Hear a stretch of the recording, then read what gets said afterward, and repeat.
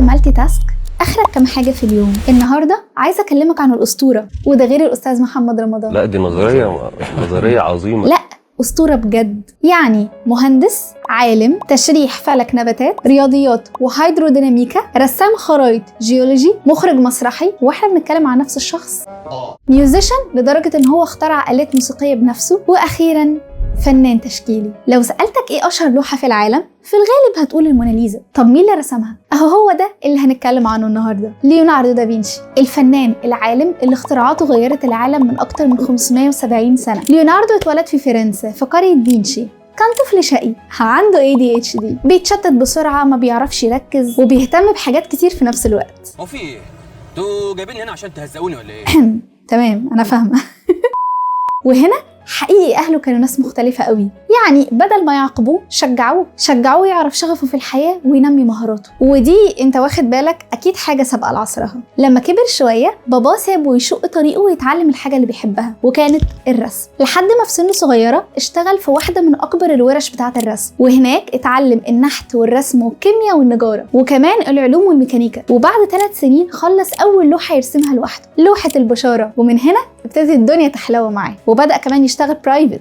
ايوه بقى، مشكلته ان كان بطيء حبتين 3، وده تقريبا عشان هو كان بيحب يسيب الشغل بتاعه ويقعد يكتب ويرسم في الدفتر بتاعه. كان ذكي قوي لدرجه ان هو عشان اشول، وكمان عشان محدش يفهم هو بيكتب ايه، كان بيكتب من اليمين للشمال معكوسه يعني، وهو قال عشان بس ما يوسخش الورق. دفاتر ليوناردو كانت مليانه اسرار، مش بس عن حياته الشخصيه لكن كمان عن افكاره واختراعاته، وهنشوف ده بعدين. هو ما كانش بيحب يتكلم عن نفسه كتير، متواضع يعني، بس في كام مره كده كتب شويه كلام بيحسس الناس قد ايه هو كان بني آدم عادي. يعني مرة كتب: وانا بحاول اتعلم ازاي اعيش، اكتشفت اني كنت بتعلم ازاي اموت. وده هيخلينا نروح مع بعض في حتة كده. ناس كتير بتتخيل ان العباقرة دول ما بيحسوش، وكأنهم ما بيعدوش بتجارب صعبة زي الناس العادية، بس ده بيبين لنا ان ليوناردو كان بني آدم عادي، يعني بيتساءل عن معنى الحياة، وكمان كان بيشوف ان هو مش لاقي مكانه في العالم. ليوناردو دافنشي. ليوناردو كان بيفقد الشغف بسرعة، ما بيكملش الشغل للآخر، أنا فاهمة كويس، لحد ما في سنة 1481 لقى شغف جديد، وكان الأفكار العسكرية. ليوناردو سافر لميلانو مش كمهندس عسكري زي ما كان بيتمنى، لكن كفنان وموسيقي ومنظم مسرحيات. وهنا الناس بيقولوا إن المسرح كان هو المكان اللي ليوناردو ابتدى يتخيل فيه اختراعاته. يعني مثلا لما طلبوا منه يصمم مجسم طائر، اخترع طائر خشبي بأجنحة بتتحرك وبتدي إحساس إنها بتطير، وده خلاه يسأل نفسه كده بالليل: هي ازاي الطيور بتطير؟ وبعدها على طول رسم اول تصميم باراشوت في التاريخ، وكان على شكل هرمي وفي شخص متعلق من تحته، وكان هدفه بس انه يبطئ هبوط الانسان من مكان عالي. وقتها الناس افتكروا انه مش هينفع، لكن في سنة 2000 بيجي واحد اسمه أدريان نيكولاس جرب التصميم ده ونط بيه من على منطاد من ارتفاع 3000 متر، ده هبة منه على الآخر، بس الاختراع اشتغل، وفي الغالب احنا عشان كده عرفنا يعني. Mr. Da Vinci, so far I'm flying. Mr. Da Vinci, maybe you were right.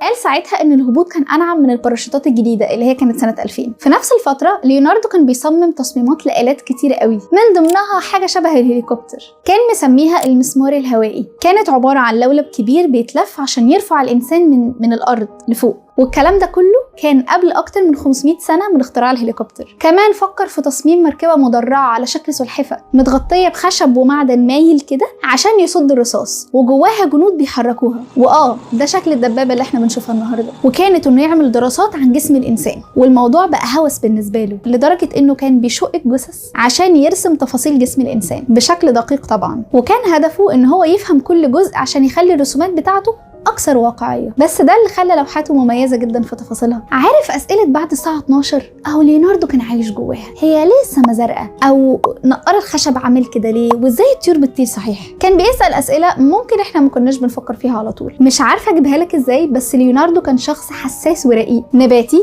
ما بيشتريش جلود وما بيلبسش جلود، بيشتري العصافير من السوق ويطلق سراحها. احنا بنتكلم في سنة 1488، يعني ما كانش في حد يعرف ان في حاجة اسمها حقوق حيوان اصلا ولا انسان. الفكرة ان ده نفس الشخص اللي قلت لك انه رسم معدات قتال وحرب، وده بيفهمنا نبذة عن التناقض اللي كان جواه. ليوناردو كمان رسم مخطط لتلسكوب وقال انه لازم يكبر صورة القمر. تخيل ده قبل جاليليو بقرن كامل. يطلع ايه جاليليو ده؟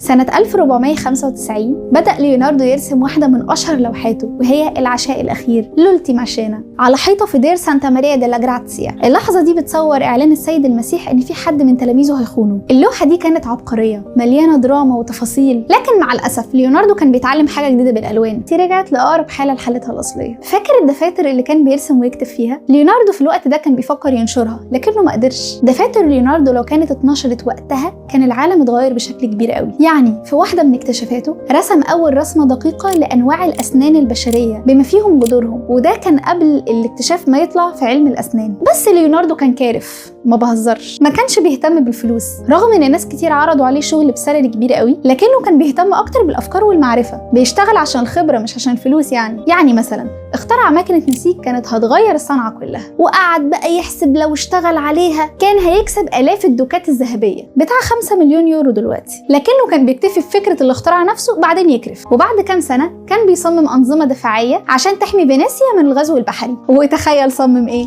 اول بدله دايفنج، صمم بدله غوص بدائيه فيها قناع وجيوب هواء. واو. ولانه كان بيحب الخرايط وصل لقمه ابداعه فيها، رسم خريطه لمدينه ايمولا زي بتاعه النهارده بالظبط، حتى كان مسجل فيها المسافات والزوايا بين المباني والشوارع، واستخدم فيها ادوات هو اللي صممها بنفسه. مش بقولك اسطوره؟ سنه 1503 رجع فلورنسا، وهناك بدا يرسم اشهر لوحه عملها على الاطلاق، الموناليزا. ثانيه واحده. A few moments later. اللوحة دي بتصور ليزا ديل جوكاندو، مرات تاجر حرير فلورنسي، عيونها بتبص في كل الاتجاهات وعليها ابتسامة بتصير فضول أي حد يشوفها. وده لأن ليوناردو كان عبقري في تقنية السفوماتو اللي بتخلي الألوان تتنقل بشكل ناعم بدون خطوط واضحة، وده اللي مخلي الموناليزا شكلها حقيقي جدا. احنا عارفين ان ليوناردو ما كانش بيخلص الحاجات بسرعة، حتى الموناليزا فضل يضيف فيها ألوان وطبقات لحد ما خلى وشها بس عليه 35 طبقة، والحقيقة ده خلاها تحفة فنية. الموناليزا معروضة دلوقتي في متحف اللوفر في باريس. لوفر طالما يعني طالما انت قول السؤال تاني. اللوفر. خلاص. الغريبة واللي انت تقريبا تعرفه ان الموناليزا ما كانتش مشهورة زمان، كانش حد يعرفها يعني كانت مجرد لوحة حلوة من ضمن آلاف اللوحات، لحد ما الموناليزا اتسرقت، ومحدش خد باله اصلا انها اتسرقت غير بعد يوم. واللي سرقها واحد اصلا كان شغال في اللوفر اسمه فينشانسو بيروجا، استخبى جوه المتحف لحد ما قفل، طلع اللوحة خباها تحت هدومه وفضل مخبيها في بيته اكتر من 2 سنين. ولما حاول يبيعها المتحف ايطالي اتقفش واتحبس 6 شهور، لكن في ايطاليا اعتبروه بطل قومي لانه كان شايف ان اللوحة دي اتعملت في ايطاليا فلازم ترجع ايطاليا، بس هي لسه في اللوفر عادي يعني. بس بعد الحوار ده شهرتها زادت جدا، ودلوقتي حوالي 80% من اللي بيجوا يزوروا اللوفر بس عشان خاطر يشوفوا الموناليزا. مع الوقت ليوناردو ساب فلورنسا وراح فرنسا، وعاش هناك في قصر صغير اسمه كليوليوسي، والقصر ده كان قريب من قصر الملك، واللي كان بيحبه قوي بيعتبره صاحبه.